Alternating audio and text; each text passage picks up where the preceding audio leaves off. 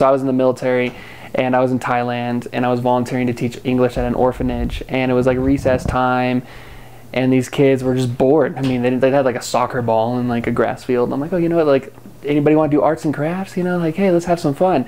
And they're like, well, and I went to the teachers and I'm like, hey, do you have any paper? And they're like, for what? And I'm like, well, I want to teach the kids to paint cartoons. And, you know, they just told me, like, you can't use paper for that. And I was like, what? Like, you draw on paper? And like, well, there's napkins. You can use napkins. And I think that's kind of ridiculous. But to them, a paper is a commodity. And so push to come to shove, I taught these kids to make these cartoons, and I painted with them, and it just to see that was amazing for me. But I actually really love the physicality of art. I love that art is, I love that it's physical. It's, you know, like in a gallery, for instance, I want people to want to touch my stuff. I want them to like feel the cold of the metal, even as I work with it. Like I talked about that cube. It's just, I want like that physical presence and touch and feel and emotional experience with the art.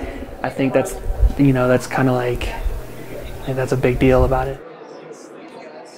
It's emotional for me, so when I get frustrated with a piece and, you know, it really pushes me beyond that limit that I normally am used to, because I think that as you make pieces and they get more conceptually difficult and more, the process gets more difficult, it really like affects you.